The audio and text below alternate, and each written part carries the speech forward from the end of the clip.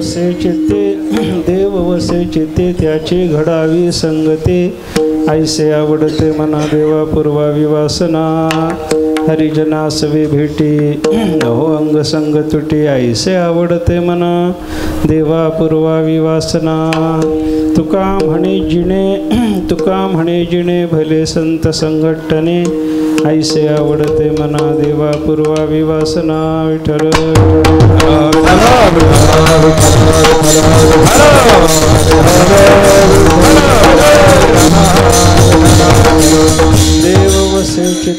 देव वसे चित्ते त्याची घडावी संगते ऐसे आवडते मना देवा पूर्वावी वासना सेवेकरता घेतलेला अभंग जगद्गुरु संत शिरोमणी श्री तुकाराम महाराजांचा एक अत्यंत महत्त्वाचा असा अभंग आहे. महाराजांचा हा अभंग मागणीपर प्रकरणातला आहे आणि तुकाराम महाराज या अभंगातून संताची संगती या विषयाची मागणी करतात, पण ते अनंत कोटी ब्रह्मांड नायक पांडुरंगाजवळ करतात. विठ्ठल महाराज मागतात, संताची संगती मागतात आणि देवाजवळ मागतात. या तीन कारणांना या मागणीला महत्त्व आहे. नाहीतर मागणं महत्त्वाचं आहे असं आपल्याला म्हणता येत नाही, कारण मागण्याने मनुष्याचा मोठेपणा सगळा खलास होतो. व्यवहार आणि परमार्थ दोन्ही ठिकाणी मागण्याचा विचार जर आपण करायला लागलो, व्यवहाराच्या दृष्टीनं मोठेपणाला बाध आणणार असल्यामुळं मागणं उचित नाही आणि परमार्थाच्या दृष्टीनं पूर्णतेला बाधा आणणार असल्यामुळं मागणं उचित ठरत नाही. विठ्ठल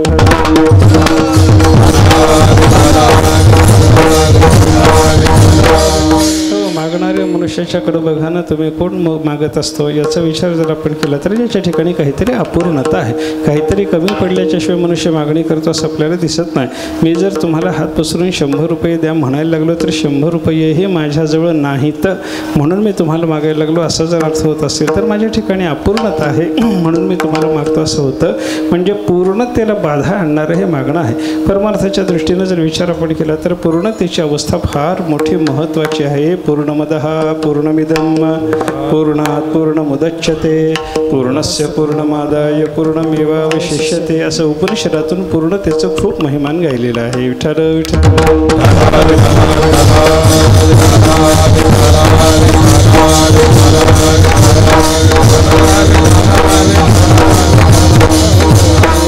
महत्त्वाची असल्यामुळं परमार्थामध्ये मनुष्याला काय मिळवायचं असेल तर परिपूर्णता मिळवायची आहे. आपल्याला ब्रह्म साक्षात्कार झाला म्हणजे परिपूर्णता मिळाली असाच त्याचा अर्थ असतो बरं का. काय बाकीचं काहीही जरी मिळालं तरी अपूर्णता आहे म्हणून पुढचं मिळवायचं शिल्लक राहतं आणि ब्रह्मरूपता मिळाल्याच्या नंतर त्या महात्म्याला काहीच मिळवायचं शिल्लक नसल्यामुळे त्याला अपूर्णता न राहता त्याला परिपूर्णता आलेली असते असं आपल्याला चिंतन करता येतं बरं का. म्हणजे परमार्थामध्ये परिपूर्णतेला महत्त्व आहे आणि मागण्याचा विचार जर केला तर मागणं आपल्याला अपूर्ण ठरवायला लागलं म्हणून परमार्थाच्या दृष्टीनं बघणं उचित नाही असं आपल्याला म्हणावं लागतं. व्यवहाराच्या दृष्टीनं जर विचार करायला लागलो, एखादा मनुष्य मागायला लागला की त्याचा मोठेपणा सगळा खलास होतो असं चिंतन अनेक ठिकाणी शास्त्रकारांनी आपल्याला सांगितलेलं आहे. संस्कृतात एक सुभाषित आहे, त्या सुभाषितकारानं फार छान वर्णन केलं. विशाखांतागता मेघाः प्रसूत्यंतंच यौवनं प्रणामांत सतांकोपः याचनांतं हि गौरवम्. त्या सुभाषितकाराने सांगितलं विशाखा नक्षत्र संपलं की खऱ्या अर्थानं पावसाळा संपला. विशाखांता गता मेघाः प्रसूत्यंतंच यौवनं स्त्रीची प्रसूती झाली की खऱ्या अर्थानं तिचं तारुण्य संपलं. प्रणामांत सतांकोपः एखाद्या वेळेला साधू पुरुषाला राग येणं शक्य आहे, येतच नाही. एखाद्या वेळेला समजा आलाच तर तो संत महात्म्याचा जो क्रोध आहे तर नमस्कार केल्याबरोबर त्यांचा क्रोध संपून जातो. आणि एखादा मनुष्य कितीही मोठा असला की याचनांतम ही गौरवम त्यानं याचना करण्याकरता लोकांपुढं हात पसरला की त्याचा मोठेपणा खलास होतो. विठ्ठल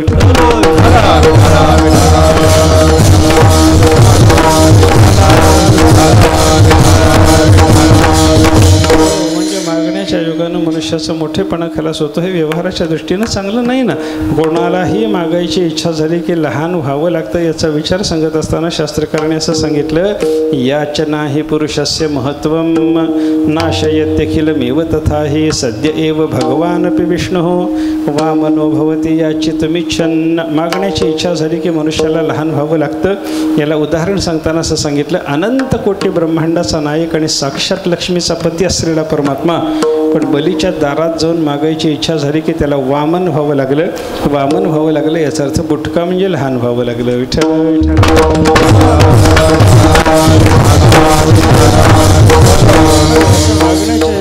मोठेपणाला बाध येत असल्यामुळं मागणं व्यवहाराच्या दृष्टीनं उचित नाही आणि पूर्णतेला बाधा आणणार असल्यामुळं मागणं परमार्थाच्या दृष्टीनं उचित नाही असं आपल्याला चिंतन करता येतं. मग तुकाराम महाराजासारखे साधू पुरुष देवाच्याजवळ किंवा संतांच्याजवळ मागणी करत असताना कशा करताही एवढाले अभंग आपल्याला पाहायला सापडतात याचा विचार करा. संतांनी मागावं का याचा विचार केला तर साधू पुरुषांनी मागू नये, कारण त्यांना परिपूर्णता आहे.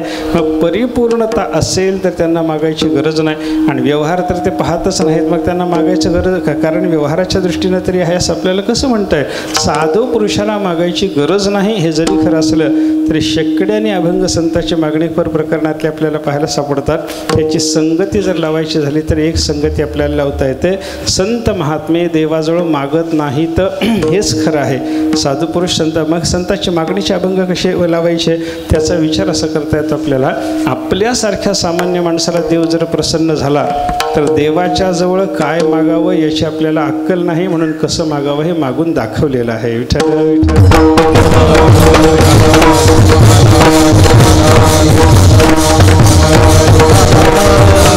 साधू पुरुषाचं मागणं हे मागणं नसून मागणीचा अभिनय आहे, मागणीचं नाटक त्याने केलेलं आहे असं आपल्याला म्हणावं लागेल बरं का.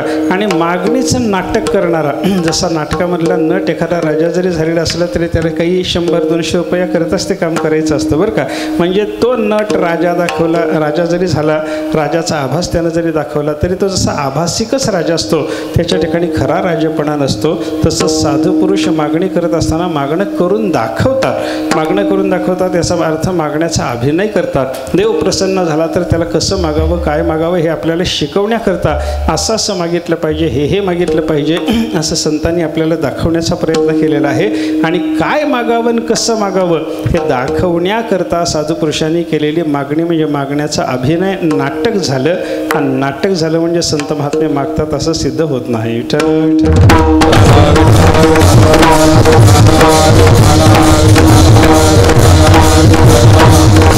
आणि याच्याशिवाय दुसऱ्या पद्धतीने विचार जर करायचा झाला तर साधू पुरुषाचं मागणं काय चालतं याचा विचार करा ना. संत महात्मा संसारातलं मागतो का परमार्थातलं मागतो? संत महात्मा मागतो हेही खरं आहे, संत महात्मा मागत नाही हेही खरं आहे. आपण परवाच भागवतामध्ये प्रल्हादाचं चरित्र पाहून आलो. प्रल्हादासारखा भक्त महात्मा भगवंताची सेवा परिपूर्ण करतो, देवाला सगळं समर्पण करतो आणि तेवढं सगळं समर्पण झाल्याच्या नंतर सुद्धा देवाच्या चरणाला काही मागत नाही. हे प्रल्हादासारख्या भक्ताचं चरित्र आपण पाहिलं. समर्पणाच्या टप्प्यामध्ये आपल्या पहिल्यांदा वस्तू देवाला दिल्या पाहिजेत, दुसऱ्या टप्प्यामध्ये आपल्याकडून घडणाऱ्या क्रिया देवाला दिल्या पाहिजेत आणि तिसऱ्या टप्प्यामध्ये आपल्याकडे असलेली तत्त्व देवाला दिली पाहिजेत. संतांनी हे सगळं देऊन टाकलं. या समर्पणाचा विचार करत असताना भक्तिशास्त्र असं सांगतं, तुम्हाला समर्पणाची पहिल्यांदा सवय जर नसेल तर वस्तू समर्पण करायला लागा आणि वस्तू समर्पणाला लागल्याच्या नंतर सगळ्या वस्तू तुम्हाला देवत नसतील तर एक वस्तू द्यायला शिका. एक वस्तू देता देता समर्पणाचा भाव अंतःकरणातला वाढला की सगळ्या वस्तू द्यायला शिका. सगळ्या वस्तू देणं झाल्याच्या नंतर मग क्रिया समर्पणाला लागायचं. एखादी क्रिया देवाला द्यायला शिका. एखादी क्रिया देवाला देता देता क्रिया समर्पणाचा स्वभाव सिद्ध झाला की मग सगळ्या क्रिया देवाला देऊन टाका. सगळ्या क्रिया देवाला देणं झाल्याच्या नंतर मग तत्व समर्पणाला लागा. एखादं तत्व आपलं देवाला द्या आणि एखादं तत्व देता देता आपल्याला देण्याची सवय लागली की सगळी तत्व आपल्याजवळची देवाला देऊन टाका. विठ्ठल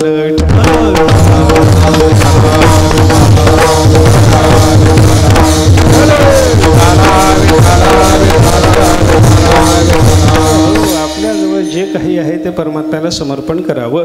वस्तू समर्पण आणि क्रिया समर्पण या दोन्ही गोष्टी आपल्याला एकत्रित जर देवाच्या भाषेत पाहायच्या झाल्या 9व्या अध्यायामध्ये सलग 2 श्लोकातून देवाने या 2 गोष्टी आपल्याला सांगितलेल्या आहेत. पत्रम पुष्पम फलम तोयम यो मे भक्त्या प्रयच्छति तदहम भक्तिपरुतमश्नामी प्रयतात्मनः. देवाने सांगितलं शुद्ध अंतःकरणाच्या त्या भक्तानं भक्तियुक्ततेनं मला समर्पण केलेलं. झाडाचं एखादं पान असेल, झाडाचं एखादं फूल असेल, झाडाचं एखादं फळ असेल आणि हे काहीही नाही मिळालं तर त्यानं घोडभर पाणी जरी मला समर्पण केलं तरी भक्तानं शुद्ध चित्तानं माझ्याशी अनन्य होऊन मला समर्पण केलेली ती वस्तू कशीही असली तरी मी ती सेवन करतो. हे देवाचं बोलणं आहे बरं का. या ठिकाणी पत्र पुष्प फल आणि पाणी हे देवाने जे समर्पण करायला सांगितलं हे सगळ्या वस्तूचा प्रकार आहे. विठ्ठल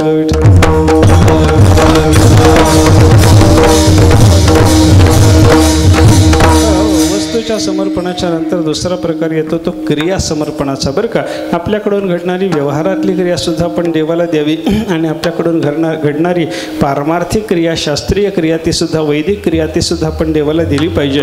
या क्रिया समर्पणाचा विचार देवाने जो सांगितला ना तो असा आहे बघा. यत करोशी यदशनाशी यज्जुहोशी ददासी यत यत तपस्यसी कौंतेय तत्कुरुष्व मदर्पणम.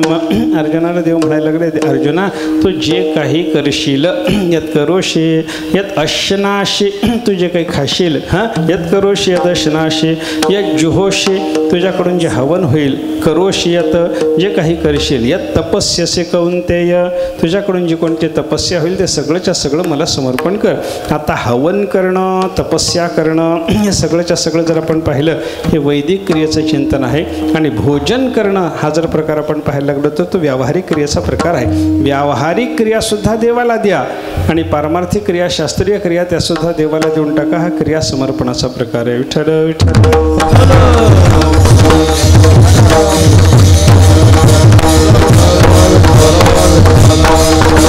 आणि हे सगळं देवाला देणं झालं. आपल्याजवळच्या वस्तू सगळ्याच्या सगळ्या देवाला देणं हा पहिला प्रकार आहे. आपल्याकडून घडणारी कोणतीही लौकिकातली किंवा वैदिकातली क्रिया ती देवाला देऊन टाकणं हा दुसरा प्रकार आहे. आणि समर्पणाच्या तिसऱ्या टप्प्यामध्ये आपल्याकडे जे कोणतं तत्व असेल, आपला देह हे एक तत्व आहे, वाणी एक तत्व आहे, अंतःकरण एक तत्व आहे, इंद्रिय हे तत्व आहेत, प्राण हा तत्व आहे, हे सगळं देवाला समर्पण करण्याचा संतांनी उपदेश केला. तुका म्हणे प्राण करा देवासी अर्पण, देह समर्पिजे देवा. सांगितलं की नाही, देहाचंही समर्पण आहे, प्राण्याचंही समर्पण आहे. समर्पिले वाणी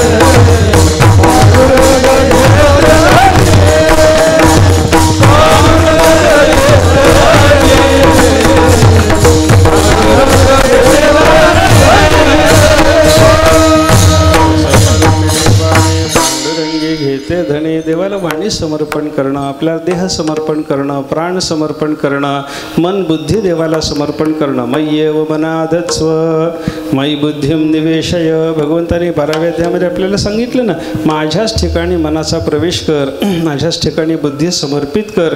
हे देवाचं बोलणं काय सांगतं? मन बुद्धीचं सुद्धा समर्पण असतं. आता देह, वाणी, प्राण, इंद्रिय, मन, बुद्धी, जीव ही सगळीच्या सगळी आपल्याकडे असलेली तत्व आहेत आणि या तत्वाचं समर्पण सर्वश्रेष्ठ आहे. वस्तू समर्पणापेक्षा क्रिया समर्पण मोठं, क्रिया समर्पणापेक्षा तत्व समर्पण मोठं. त्याच्यात विस्ताराने विचार करायचा तर एक वस्तूचं समर्पण हे मोठं, सगळ्या वस्तूचं समर्पण त्याहून मोठं. एखाद्या क्रियेचं समर्पण सगळ्या वस्तूच्या समर्पणापेक्षा मोठं आणि सगळ्याच्या सगळ्या क्रिया समर्पण करणं एका क्रियेच्या समर्पणापेक्षा मोठं. सगळ्याच्या सगळ्या क्रिया समर्पण करणं एखाद्या वेळेला माणसाला जमेल, पण एखादंही तत्व देवाला देवत नाही. म्हणून एखादं तत्व देवाला देणं हे मोठं आणि एखादं तत्व देता देता देण्याचं वळण वाढल्यामुळं सगळीच्या सगळी आपल्याजवळ असणारी जीवासहितची तत्व आपण भगवंताला समर्पण केली तर हे सर्वस्वाचं समर्पण झालं. विठ्ठल विठ्ठल.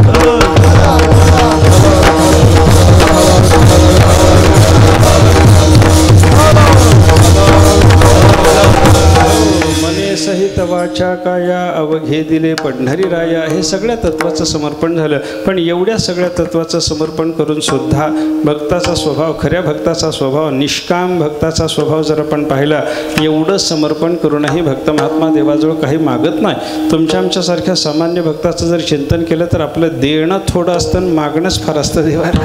देवाला आपण काय देतो हो? फार काय देणं नसतं आपलं देवाला. भगवंताला आमचे गुरुजी विनोदानं सांगायचे, सत्यनारायणाची पूजा झाली तर मनुष्य मनुष्य त्या देवाला काय देतो आणि काय मागतो याचा विचार करा ना. त्या देवाला जे समर्पण केलेलं असतं, गुरुजी सांगायचे, त्या देवासमोर 2 सडलेली विड्याची पानं ठेवतो माणूस. सडलेली विड्याची पानं, हे लक्षात घ्यायचं बरं का. 2 सडलेली विड्याची पानं ज्याचा खायला काही उपयोग नाही ती देवाला द्यायची. त्याच्यावर कुजलेली सुपारी ठेवायची म्हणे. गुरुजी असं म्हणायचे विनोदानं की ती सुपारी खाल्ल्याबरोबर भटजीला जुलाबच लागला पाहिजे म्हणे. असली किडकी खराब खोट सुपारी ते देवाला समर्पण करायचे. आणि एक दोन्ही बाजूनं गुळगुळीत झालेला, बाजारात कुठेही चालणार नाही असला पैसा त्या देवाच्या करता समर्पण करायचा.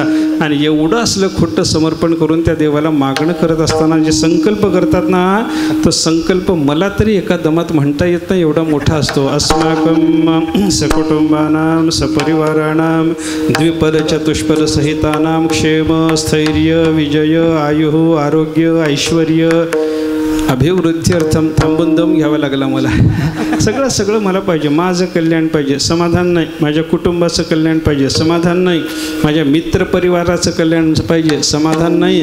माझ्या संबंधात असलेल्या 2 पायाच्या सगळ्या माणसाचं कल्याण पाहिजे. तसं 4 पायाच्या जनावराचं म्हणण्यापेक्षा तर 4 व्हीलरचं कल्याण पाहिजे असं माणूस म्हणतो. हे सगळं मला पाहिजे, या सगळ्याचं कल्याण पाहिजे म्हणणारा मनुष्य देवाला समर्पण काय तर 2 सडलेली पानं, 1 कुचकी सुपारीने गुळगुळीत पैसा. म्हणजे देणं थोडं आणि मागणं भरमसाठ हे सामान्य माणसाचं चालतं. आणि संतांनी सगळ्या वस्तू, सगळ्या क्रिया आणि सगळी तत्त्व जरी देवाला दिलेली असली तरी ठेवणी ते काही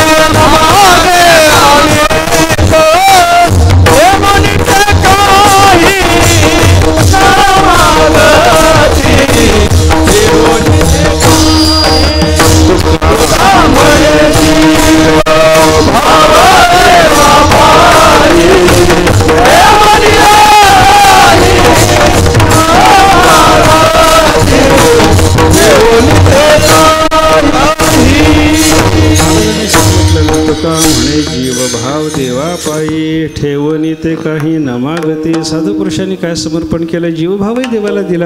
आता या जीवभावाच्या समर्पणाच्या पलीकडे कोणतं मोठं समर्पण आपण करणार आहोत? तो जीवही देवाला दिला, पण त्या जीवभावाच्या समर्पणाच्या बदल्यात देवाला काही मागितलं का? ठेवणी ते काही न मागती हा भाव महत्त्वाचा आहे बरं का. सगळं द्यायचं आणि काही मागायचं नाही हा संताचा स्वभाव आहे. मग काहीही मागायचं नाही हा संताचा स्वभाव कशा करता आहे? कोणतं मागणं संत महात्मे करतात आणि संत महात्मे कोणतं मागणं करत नाहीत? संत महात्मे मागतात हेच खरं आहे का संत महात्मे मागत नाहीत हेच खरं आहे? याचा विचार करायचा झाला तर संत मागतात हेही खरं, कारण मागणीचे अभंग आहेत, आणि मागत नाहीत हेही खरं, कारण मागणं आम्हाला मान्य नाही असं त्यांनी स्वतः सांगितलेलं आहे. विठ्ठल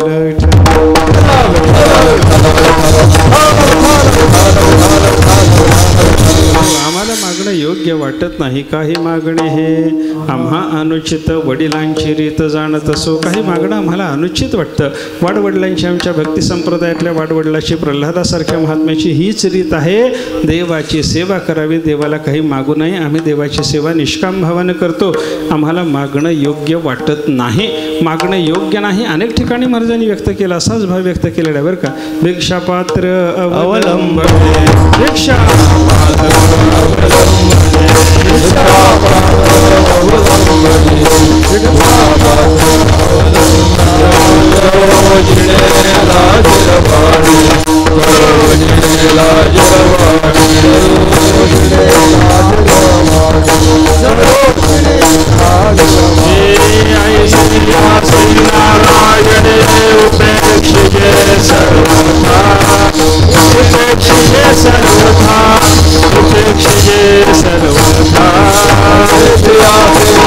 नारायणी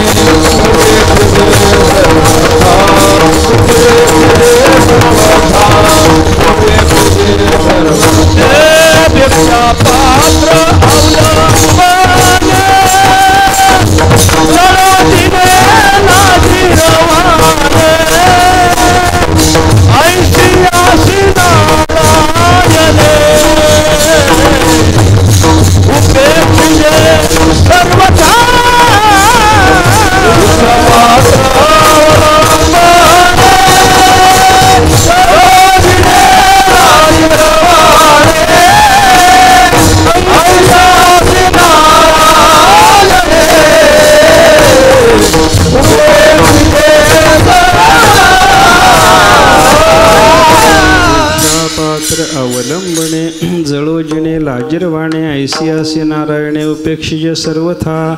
महाराजांनी केलेलं हे वर्णन बघा.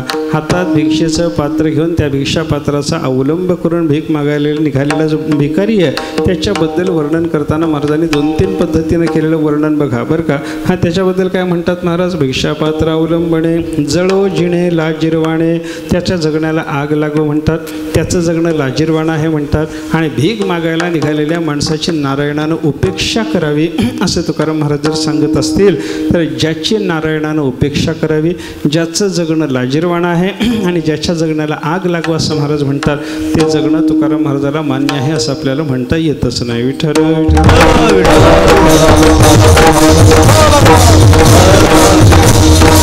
तरी संतांच्या मागणीचे अभंग जे आपल्याला पाहायला सापडतात त्याची संगती आपल्याला लावावी लागते. मागत नाहीत हेही खरं आहे, मागतात हेही खरं आहे. व्यवहारातलं मागत नाहीत असं म्हणावं आणि परमार्थातलं सगळं मागतात अशा पद्धतीचा विचार करा. संसारातलं मागणं केलं की त्याच्या योगानं मनुष्याचं जीवन अपूर्ण ठरतं आणि परमार्थातलं मागणं केलं, ज्ञानाचं भक्तीचं मागणं जर केलं तर त्याच्यामध्ये मनुष्याच्या जीवनाला अपूर्णता येत नाही. म्हणून परमार्थातलं साधू पुरुषांनी मागितलं हे योग्य झालं असं आपल्याला चिंतन करता येतं. संसार मागत नाहीत, परमार्थ मागतात हा एक विचार करता येतो. संत महात्मे मागतात आणि मागत नाहीत याचा विचार करत असताना दुसरं चिंतन आपल्याला असं करता येईल. संत महात्मे स्वतः करता मागत नाहीत, जगाकरता मागतात. आणि स्वतः करता मागितलं तर मनुष्याला लहानपणा येतो, तसं जगाकरता मागितलं तर मनुष्याचा लहानपणा ठरत नाही, उलट त्याचा मोठेपणा वाढलेला पाहायला सापडतो. विठ्ठल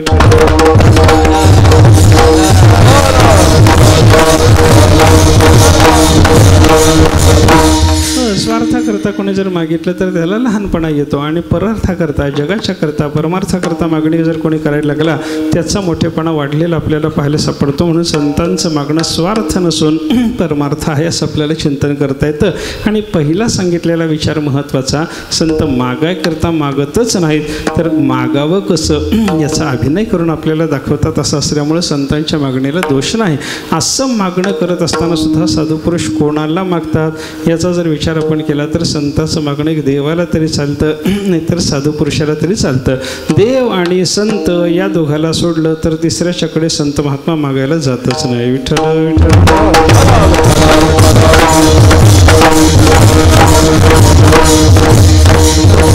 कारण काय आहे, आपल्याला जे मागायचं आहे त्या देय वस्तूनं आता संपन्न आहे की नाही याचा विचार माणसाला करावा लागतो. मला ₹1,00,000 पाहिजे असतील तर भिकारीला मागून काही उपयोग आहे का? ₹1,00,000 मागायचे असतील तर कोट्याधीशानं मागितले तो कदाचित देण्याची शक्यता आहे. भिकाऱ्याच्याकडे गेल्याच्या नंतर ₹1,00,000 मला मिळणार नाहीत. याचा अर्थ काय झाला, जे मागायचं आहे ते ज्याच्याजवळ आहे आणि ते देण्याची ज्याची इच्छा आहे अशाच मनुष्याकडे जाऊन मागणी केली तर लाभ होण्याची शक्यता आहे बरं का. तसं तुकाराम महाराजासारख्या साधू पुरुषाला जे काही अपेक्षित आहे ते संसारी मनुष्याच्याकडे जाऊन कोणाकडेही मिळणारच नाही. ते मिळेल तर कोणाकडे मिळेल, देवाकडे मिळेल आणि साधू पुरुषाकडे मिळेल. म्हणून तुकाराम महाराजासारखे संत महात्मे परमार्थातलंच मागायचं असल्यामुळं, संसारी लोकांच्याकडे ते मिळण्याची शक्यताच नसल्यामुळं देव आणि संत या दोघाला सोडून मागायला जातच नाही. विठ्ठल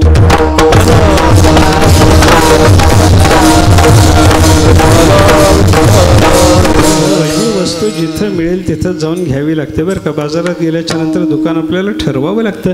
आपल्याला काय घ्यायचं आहे त्याच्यावर त्या कोणत्या दुकानाची पायरी चढायची हे माणसाला ठरवावं लागेल बरं का. मला समजा हिरा घ्यायचा आहे, ₹1,00,000 ₹2,00,000 माझ्याकडे आहे, समजा ₹5,00,000 आहे तुमच्या कृपेनं. समजा मी जर ते ₹5,00,000 घेऊन मला हिरा घ्यायचा आहे म्हणून गेलो आणि बाजारात गेल्याच्या नंतर मी चुरमुऱ्याचं दुकान गाठलं तर मला तो दुकानदार हिरा देऊ शकतो का? चुरमुऱ्याच्या दुकानात जाऊन हिरा मागितला हेही योग्य होत नाही आणि हिऱ्याच्या दुकानात जाऊन चुरमुरे मागितले तर तेही योग्य होत नाही. विठ्ठल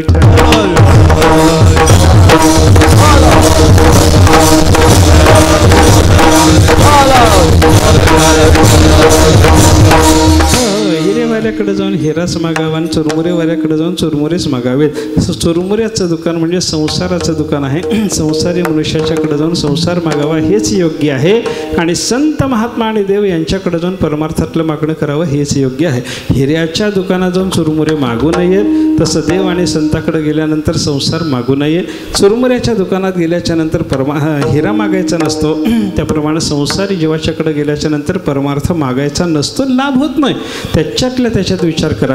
आपण चुरमुरेवाल्याकडे गेलो आणि हिरा मागितला, मिळतच नाही. पण हिरेवाल्याकडे जाऊन म्हणलं बाबा मला थोडेसे चुरमुरे देता का, तो म्हणतो माझ्या दुकानात नाहीत पण मी आणून देतो म्हणतो. विठ्ठल विठ्ठल.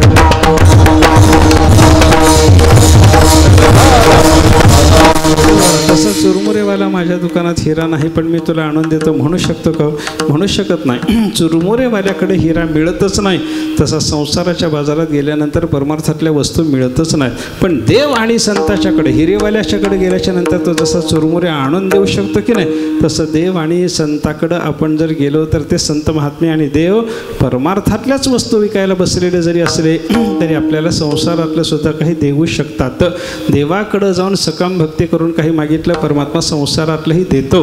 आणि साधू पुरुषाच्या कृपेनं सुद्धा आपल्याला संसारातल्या वस्तू प्राप्त होतात. उपनिषदाचं प्रमाण सांगतो आपल्याला, तस्मात् आत्मज्ञम अर्चयेत भूती कामहा.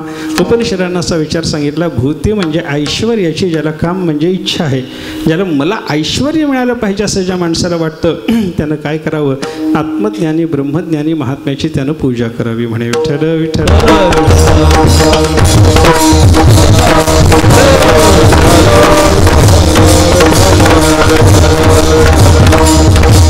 तस्मात आत्मज्ञम अर्चयेत भूती कामहा.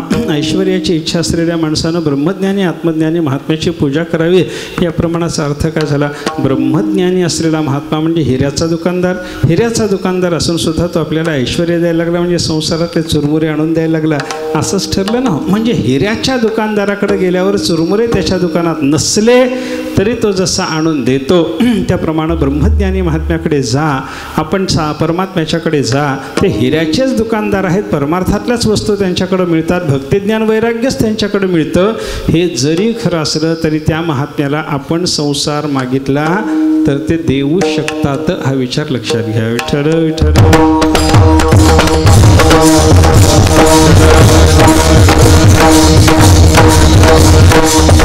हे जरी असलं तरी परंतु हिऱ्याच्या दुकानात गेल्यानंतर चुरमुरे मागण्यामध्ये अर्थ नाही. हिऱ्याच्या दुकानात गेल्यानंतर त्याला काय म्हणावं, बाबा तुम्ही टाकून द्यायला ठेवलेला हिरा जरी असला तरी तेवढा मला दिला, काही एक टोपलं नाही, पोतभर चुरमुरे मला त्याच्यातून घेता येतात, त्याच्याजवळ चुरमुरे मागण्यात अर्थ नसतो. तसं देव आणि संताच्याकडे गेल्यानंतर संसार मागण्यामध्ये अर्थ नसतो, हा भाग वेगळा आहे. म्हणजे संत महात्मे आणि परमात्मा यांचा विचार जर आपण केला, हे परमार्थातल्याही वस्तू देऊ शकतात, संसारातल्याही वस्तू देऊ शकतात, तरी त्यांच्याकडं संसार मागू नये, परमार्थच मागितला पाहिजे.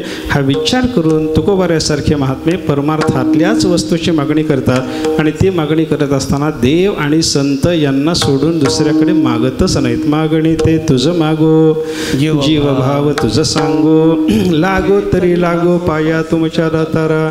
तुकाराम महाराजांनी देवाला सांगितलं, देवा आम्हाला मागायचं असेल ते आम्ही तुला मागू, आमच्या मनातली गुप्त गोष्ट सांगायची ती आम्ही तुलाच सांगू, आणि श्रद्धा भक्तीपूर्वक पायावर डोकं ठेवून नमस्कार करायचा झाला तर आम्ही तुझ्याशिवाय दुसऱ्याला करणारच नाही. विठ्ठल विठ्ठल.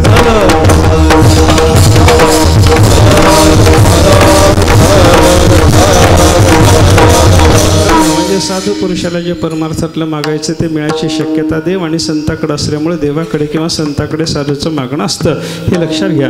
त्याच्यातल्या त्याच्यात अजून थोडासा बारकावा जर सांगायचा झाला, तुकाराम महाराजासारख्या साधू पुरुषाच्या मागणीच्या अभंगाचा विचार करून आपण त्याच्यातून ठरवलं तर देवाच्या संबंधातलं काही मागायचं झालं तर संत महात्मे साधूकडे मागतात, आणि साधूच्या संबंधातलं काही मागायचं झालं तर देवाकडे मागतात. विठ्ठल विठ्ठल.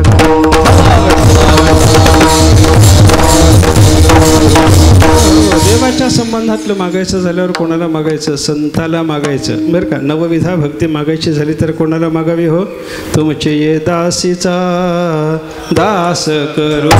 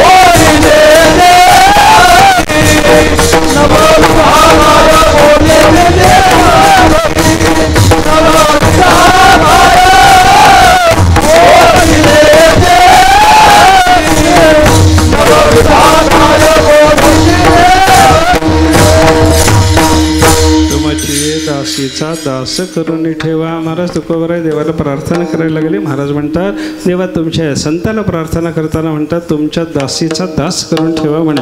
तुमची दासीचा इथं दासीचा शब्द स्त्रीलिंगवाचक दासी असाही घेता येतो किंवा दासी हा शब्द दास या अर्थानं सुद्धा घेता येतो.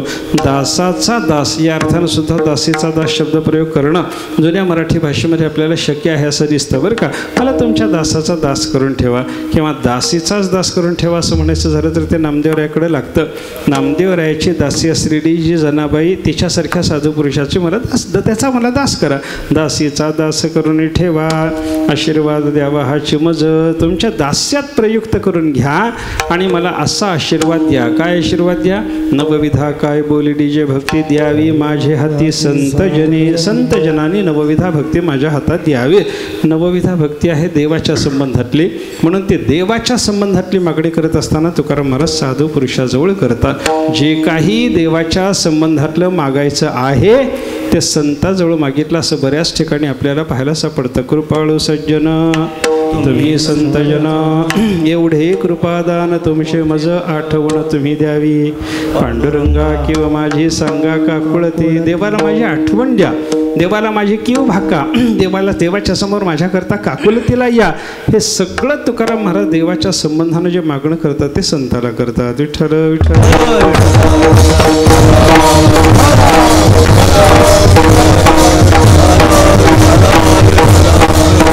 जसं देवाच्या संबंधातलं मागायचं असेल ते संताला मागितलं की नाही, तसं साधू पुरुषाच्या संबंधातलं जे काही मागायचं असतं ते देवाला मागतात. संताच्या संबंधात काही मागायचं झालं तर देवाला मागतात. त्याच्याकरता उदाहरण सांगायचं झालं, प्रसिद्ध उदाहरण सांगतो. आपण भजन कीर्तन झाल्याच्या नंतर शेवटी मागणीचा तुकाराम महाराजाचा अभंग म्हणतो. त्याच्यात काय सांगितलं हो?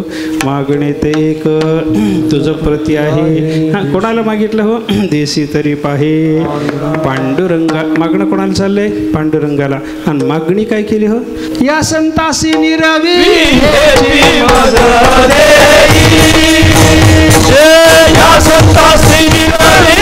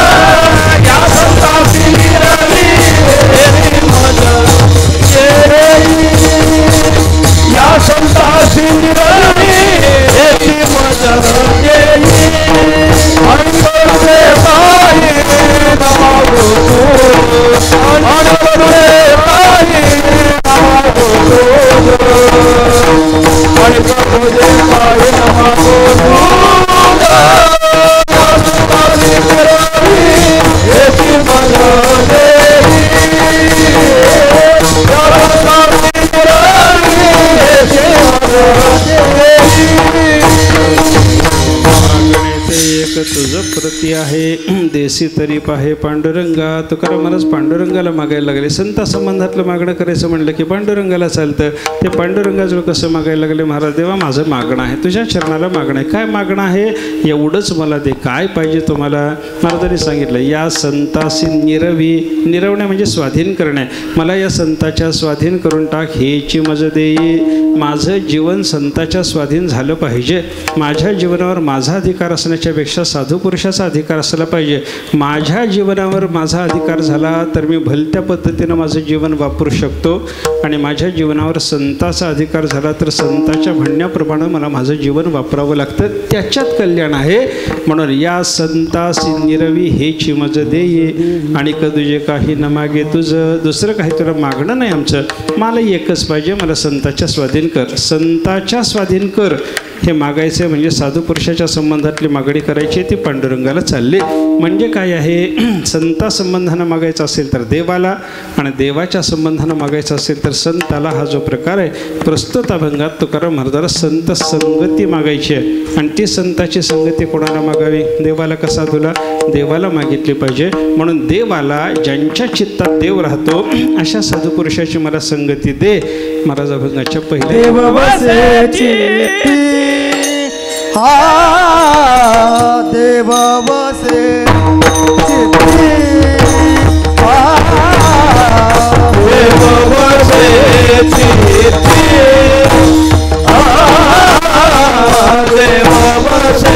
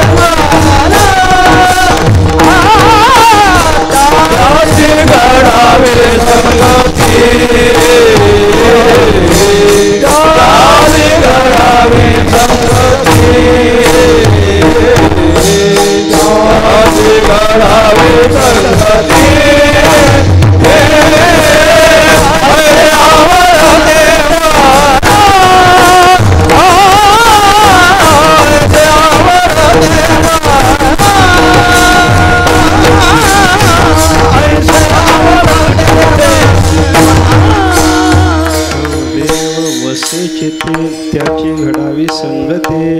तुकाराम महाराज या ठिकाणी साधू पुरुषाची संगती मागतात. पण साधू पुरुषाचा वाचक शब्द न वापरता ज्याच्या चित्तात देव राहतो त्याची मला संगती दे, असं तुकाराम महाराजाचं म्हणणं आहे. आता देव कोणाच्या चित्तात राहतो याचा जर विचार करायचा झाला, सर्वाच्याच चित्तात राहतो. ईश्वर सर्वभूतानां हृदयेषु अर्जुन तिष्ठती. गीतेनं सांगितलं, सर्वांच्या हृदय देशी मी अमुका हे ऐसे, बुद्धिस्फुरे जे अहर्निशी ते वस्तुगामी. ऐके नाही, सर्वांच्याच हृदय, सर्वागटी राम दे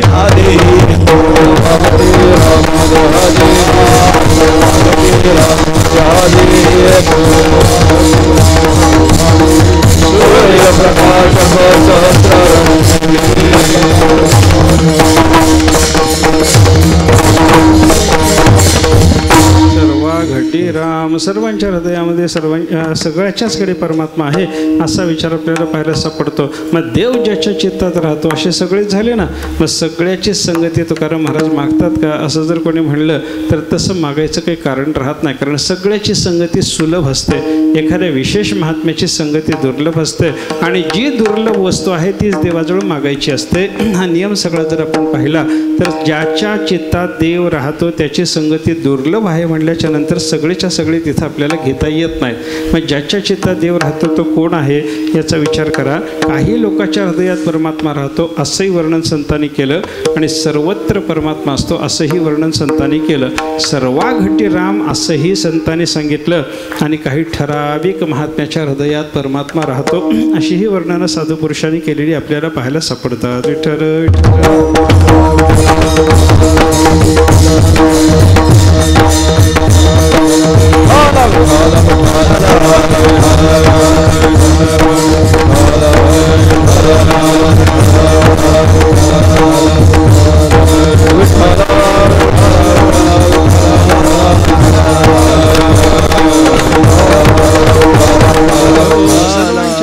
परमात्मा आहे. ईश्वर सर्व भूतानाम अशा प्रमाणातून आपल्याला दिसतं आणि काही ठराविक ठिकाणी परमात्म्याची वस्ती आहे अशी ही वर्णनं संतांनी केलेली आहे. ज्ञानोबऱ्या सांगतात ना, सती आणि सत्पुरुष, दानशील याज्ञिक, तपस्वी अलौकिक, संन्याशी जे का भक्त हन महात्मे, ये माझी निजाची धामे, निर्वाळली होमधर्मे श्रौतादिके.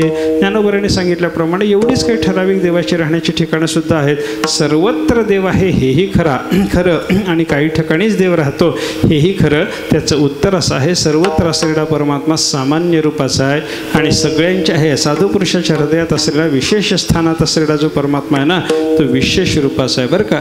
वसे तेथे देव सदा सर्व काळ, वसे तेथे देव सदा सर्व काळ, हरिची निर्मळ हरी घोष,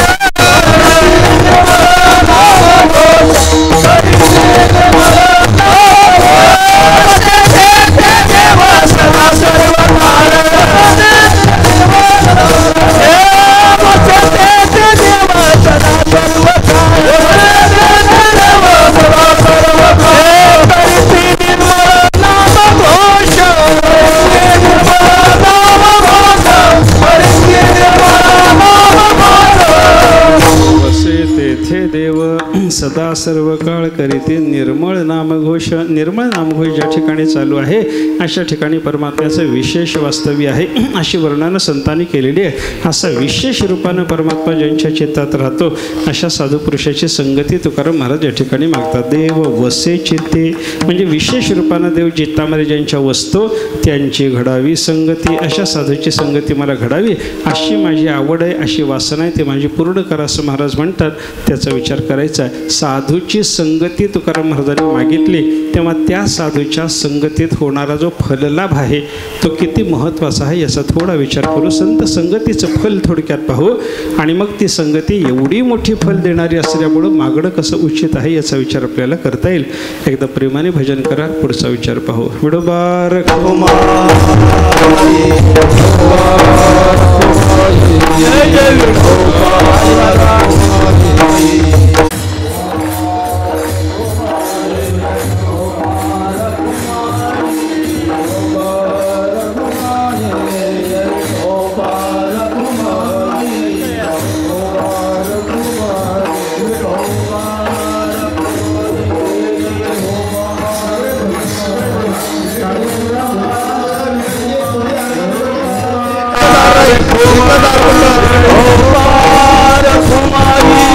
Oh,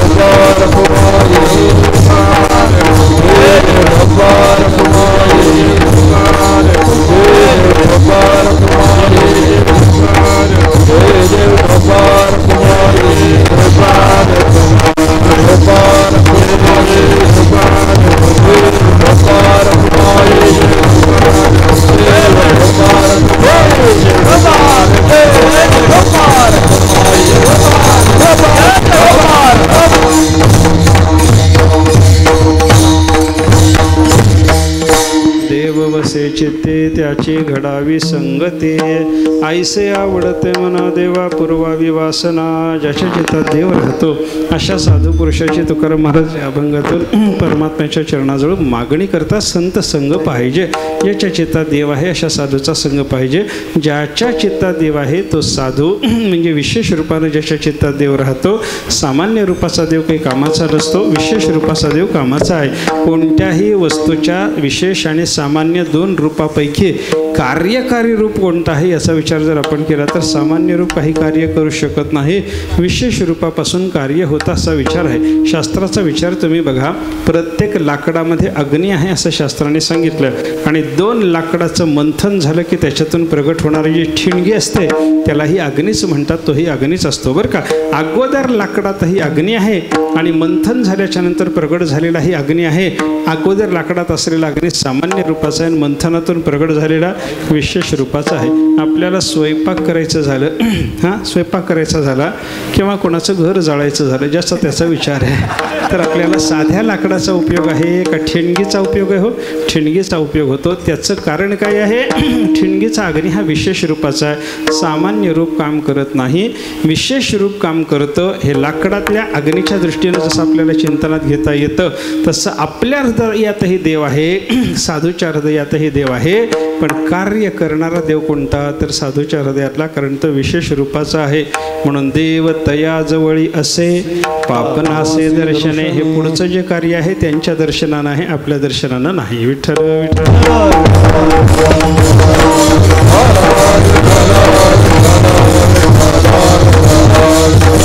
हे साधू पुरुषाची संगती अत्यंत महत्त्वाची असते बरं का.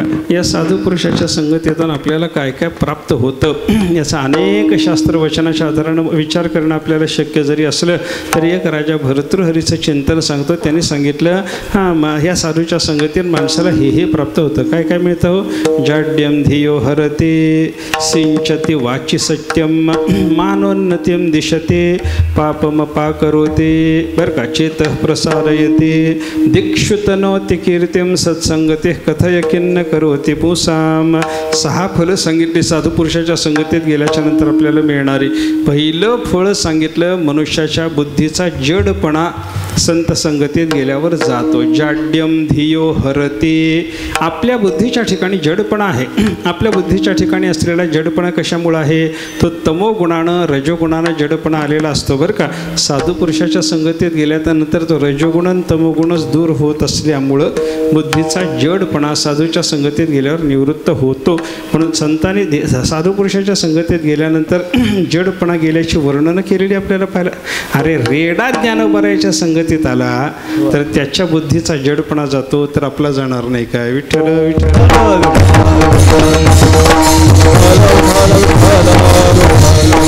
निळोबराने तुकाराम महाराजाला प्रार्थनाच अशी केलेली आहे की नाही? निळा म्हणे धराल हाते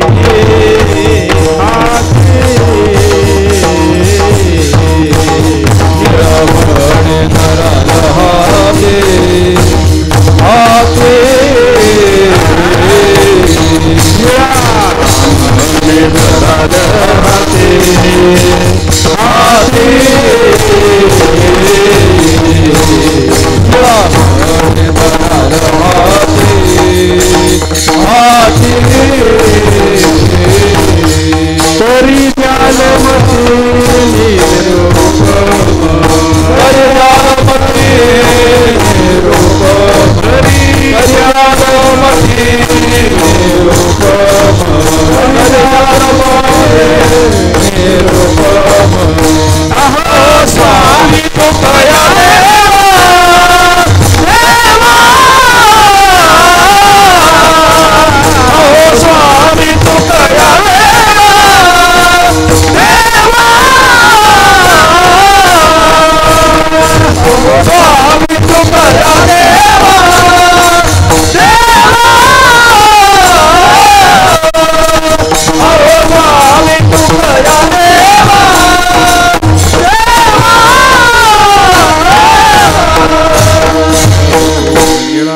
धराल हाती. निळोबराने साधू पुरुषाला काय, तुकाराम महाराजाला काय सांगितलं, तुम्ही जर मला हाती धरलं, तुम्ही जर माझा स्वीकार केला, तुम्ही जर मला जवळ केलं तरी द्याल मती निरुपम. तर मला उपमा नाही अशा पद्धतीची सुंदर बुद्धी तुम्ही देऊ शकता. याचा अर्थ काय हो, निरुपम बुद्धी तुकाराम महाराज देऊ शकतात. याचा अर्थ बुद्धीचा जडपणा त्यांच्या संगतीत गेल्यानंतर निवृत्त होतो. म्हणून पहिलं फल काय साधू संगतीचं, जाड्यम धियो हरती. दुसरं फल काय, सिंचती वाची सत्यम. आपल्या वाणीमध्ये सत्य आणून घालायचं काम कोण करतं, संताची संगती. संताच्या संगतीत गेल्यानंतरच मनुष्याच्या वाणीतलं असत्य जातं आणि सत्य त्याला प्राप्त होतं. असत्य जाणं, सत्य प्राप्त होणं, याचा अर्थ असत्य भाषणाची इच्छा निवृत्त व्हावी आणि सत्य भाषणाची इच्छा निर्माण व्हावी. असत्य असलेला जगाचा शब्द उच्चारणं बंद व्हावं आणि सत्य असलेलं देवाचं नाव उच्चारलं जावं. विठ्ठल विठ्ठल. तुम्ही दुसरं काही बोलू नका, देवाचं नाम बोला. हे कोणी शिकवलं, हरी बोला हरी बोला, नाहीतरी या बोला. हे कोणी शिकवलं आपल्याला, साधू पुरुषांना. वाणीत सत्य कोणी आणून घातलं, आपल्या संताच्या संगतीनं आपल्या वाणीमध्ये सत्य आणून घातलेले. सांगतो तुम्हासी भजारे विठ्ठला, नाहीतरी गेला जन्मवाया. हे शिकवून आपल्या वाणीमध्ये सत्य असलेलं परमेश्वराचं नाम आणून घालण्याचं काम संताची संगती करते. म्हणून सिंचती वाची सत्यम. तिसरा परिणाम काय, साधू पुरुषाच्या संगतीतलं तिसरं फल काय, मानोन्नतीम दिशती. साधू पुरुषाच्या संगतीत गेल्याच्या नंतर आपल्याला सन्मान प्राप्त होतो आणि तो सन्मान वाढायला लागतो. रेड्याचा सुद्धा सन्मान वाढला की नाही. ज्ञानोबाराच्या संगतीत रेडा आला की त्या रेड्याला रेडेश्वरत्व प्राप्त झालं. त्या रेड्याला सुद्धा त्याचा सुद्धा समाधी उत्सव चालू झाला. ज्ञानोबाराय ज्या भिंतीवर बसतात त्या भिंतीचं सुद्धा मंदिर झालं. ज्ञानोबारायाने ज्या खांबाला टेकून ज्ञानेश्वरी सांगितले, अरे मंदिराला खांब असावा ही गोष्ट वेगळी आहे, पण खांबाचं मंदिर झालं. हे ज्ञानेश्वर महाराजाच्या कृपेनं त्या खांबाचा मान वाढला, रेड्याचा मान वाढला, भिंतीचा मान वाढला. नवे नवे विसोबा खेसरासारखा मनुष्य जोपर्यंत ज्ञानोबारायच्या संगतीत नव्हता तोपर्यंत ज्ञानोबारायचा विरोधक होता आणि ज्ञानोबारायच्या संगतीत आल्याच्या नंतर तो नामदेवरायाचा गुरु होऊ शकला. विठ्ठल विठ्ठल.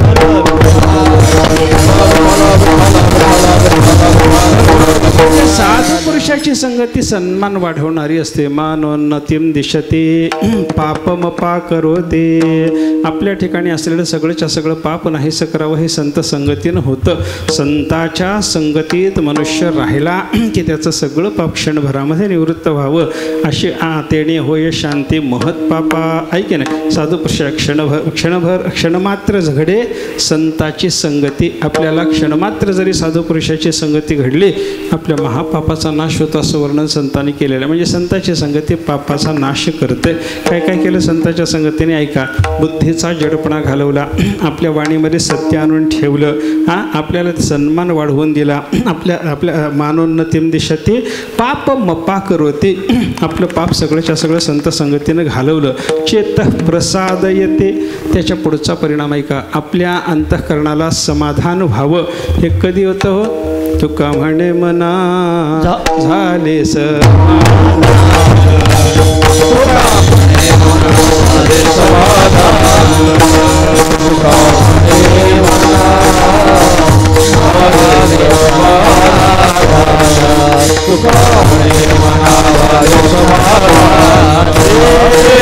देखिया चरण वैष्णवांचे, देखिया चरण वैष्णवांचे, देखिया चरण वैष्णवांचे, देखिया चरण वैष्णवांचे.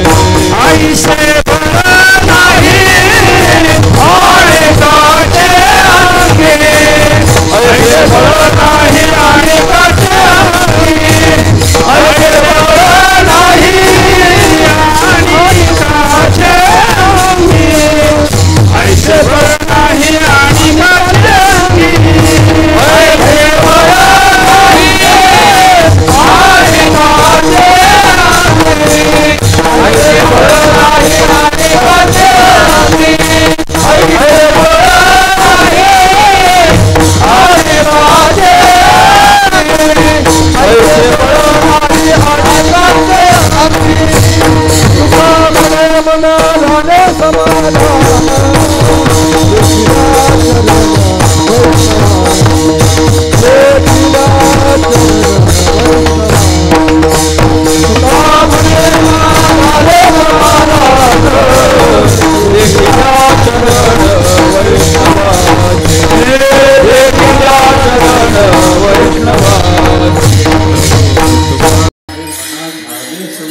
देखील चरण वैष्णवाचे.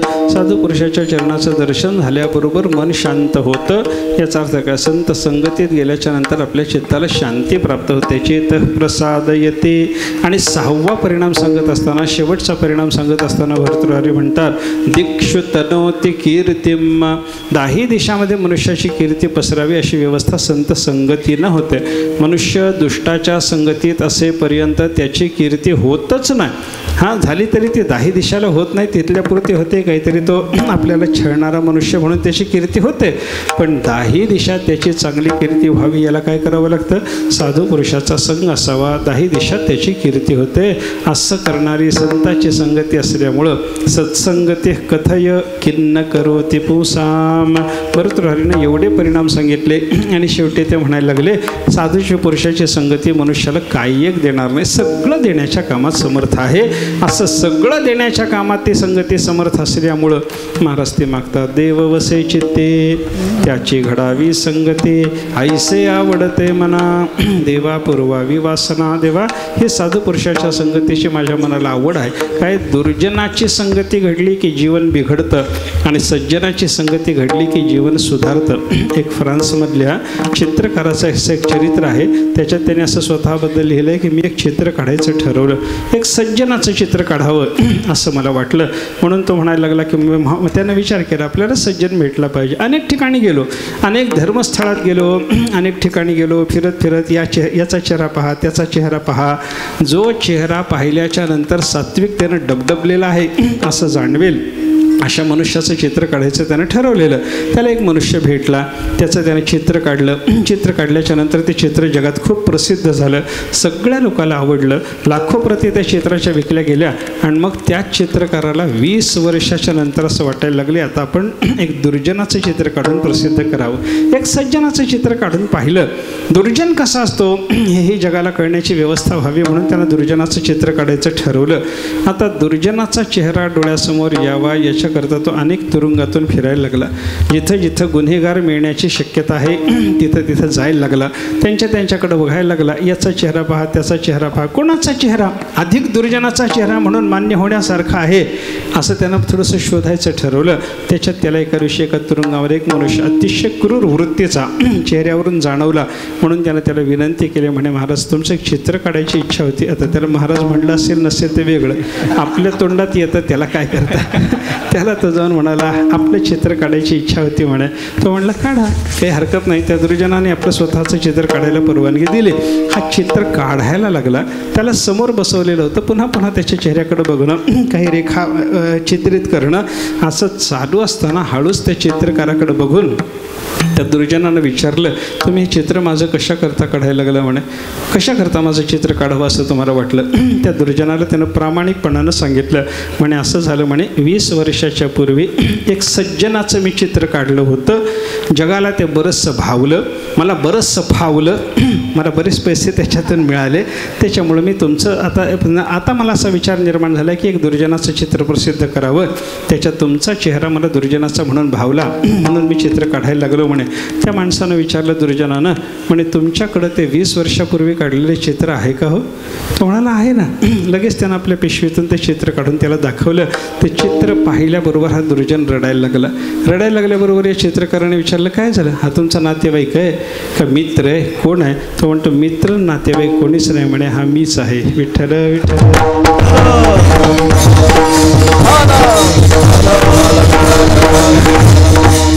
कल्पित नाही, ही घडलेली घटना आहे. 20 वर्षाच्या पूर्वी जो सज्जन होता तो 20 वर्षाच्या नंतर दुर्जन झाला.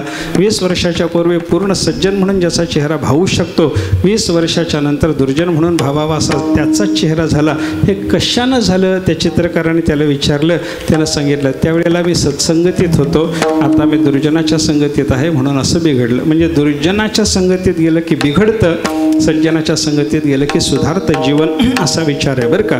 पतन उद्धार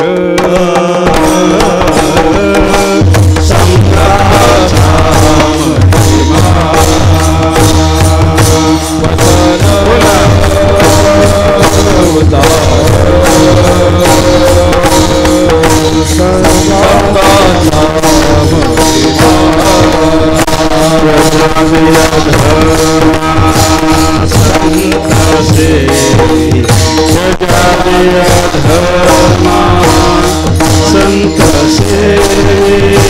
जावे अधमा संत सेवे जावे अधमा संत सेवे माझी वाणी तुझे वाणी गुण राम माझी वाणी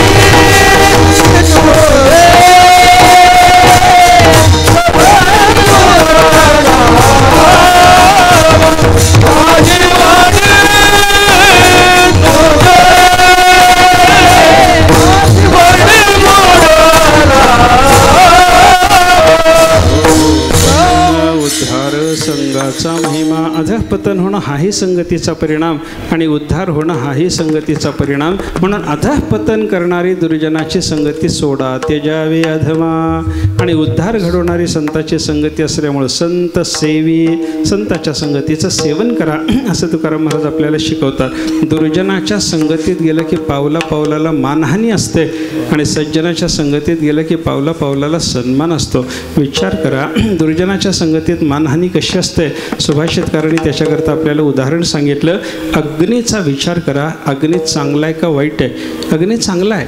अग्नीला पावक म्हणतात, तो सर्वांना पवित्र करणारा आहे. अग्नीला नारायण म्हणतात, तो देवतांचं मुख आहे असं म्हणतात.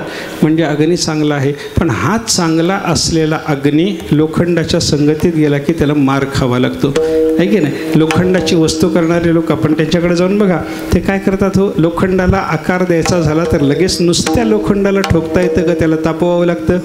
तुमच्याकडे कसं आहे, तापवतात ना त्याला. मग त्याला तापवलं म्हणजे लाल केलं. लाल केल्याच्या नंतर त्याच्यामध्ये अग्नी आला. आता त्या मारणाऱ्या माणसाला लोखंडाला मारायचं असतं, पण त्या लोखंडाची संगती अग्नीनं केली की लोखंडाबरोबर त्यालाही मार खावा लागतो. विठ्ठल विठ्ठल.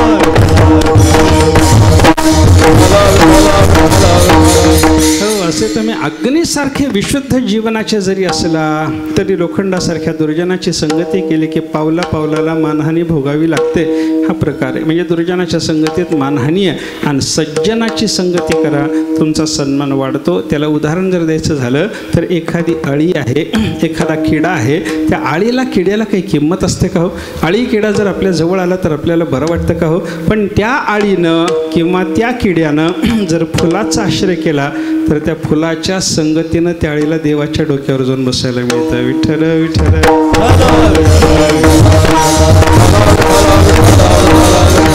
आळीचं ते महत्त्व नसतं, तिनं ज्या फुलाची संगती केलेली आहे त्या फुलाचं ते महत्त्व असतं. हा विचार लक्षात घ्या. मला सांगायचं काय, दुर्जनाच्या संगतीत अपमान आणि सज्जनाच्या संगतीत सन्मान आहे. दुर्जनाच्या संगतीत जीवनाचं अधःपतन, सज्जनाच्या संगतीमध्ये गेल्याच्या नंतर आपल्या जीवनाचा उद्धार आहे. हे सगळं लक्षात घेऊन मनुष्यानं संत संगती केली पाहिजे. महाराज तेच मागतात. देव वसे चित्ते त्याची घडावी संगती, आईसे आवडते मना देवा पुरवावी वासना.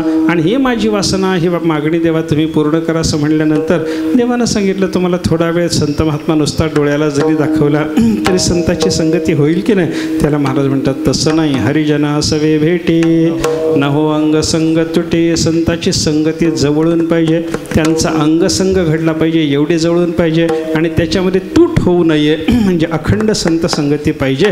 अशी अखंड आणि जवळून संताची संगती मागितल्यावर देवानं विचारलं एवढं संत संगतीचं तुम्हाला वेळ का. त्याला उत्तर देताना महाराज म्हणतात संताच्या संगतीतलं जे जगणं आहे ते भलं आहे. शेवटच्या चरणात तुका म्हणे जिणे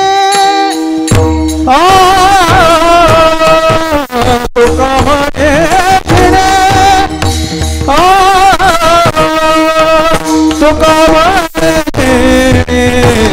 तुका म्हणे जिणे तुका म्हणे जिणे तुका म्हणे जिणे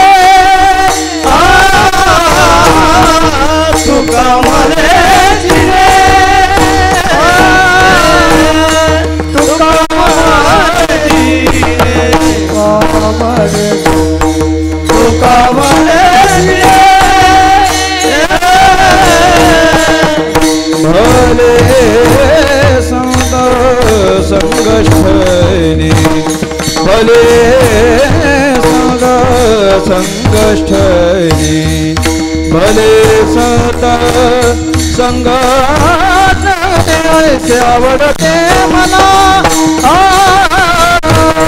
ऐसे आवडते मला ऐसे आवडते मला ऐसे आवडते मला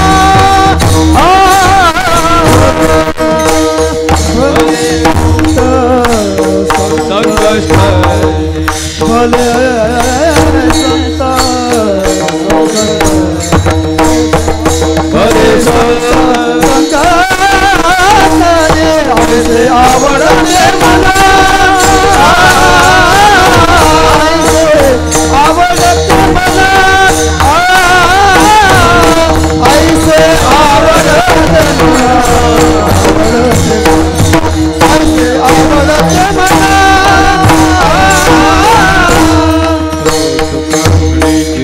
भले संत संघटने तुकाराम मला सांगतात संताच्या संगतीतलं जगणं भलं आहे, म्हणून ते भलं जगणं माझ्या वाट्याला यावं याच्याकरता मी संताची संगती मागतो, असं महाराजांचं या ठिकाणचं म्हणणं आहे. शेवटच्या चरणामध्ये संघटन आणि संघष्टन असे दोन्ही पाठ पाहायला सापडतात बरं का. भले संत संघष्टने असाही पाठ आहे, असा छापीलच पाठ आहे, आणि भले संत संघटने असं काही प्रतिमध्ये आपल्याला पाहायला सापडतं. हे संघटन आणि संघष्टन काय आहे? संघष्टनामध्ये अंगाला अंग घासणं, नहो अंग संग तुटे हा भाव व्यक्त करण्याच्या दृष्टीनं संघष्टन शब्द उपयोगाचा आहे, आणि संघटन शब्दाचा अर्थ एक होणं.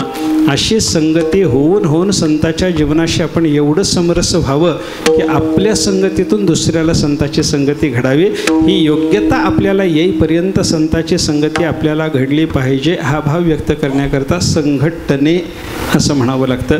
असं तुका म्हणे जिणे भले संत संघष्टने किंवा संत संघटने ऐसे आवडते मना देवा पूर्वा विवासना. असं देवाला तुकाराम महाराजांनी साधू पुरुषाची संगती मागितली. आपणही आपल्या जीवनाचं कल्याण करून घेण्याकरता संत संगतीत राहिलं पाहिजे, ती आपल्याला मिळाली पाहिजे, याच्याकरता ती देवाला मागितली पाहिजे. आणि देवाच्या कानापर्यंत आपले शब्द कदाचित पोचत नाहीत, म्हणून तुकाराम महाराजांच्या शब्दातच मागायला शिका. देव वसे चित्ते त्याची घडावी संगती ऐसे आवडते मना देवा पूर्वा विवासना ज्ञानोबा माऊली.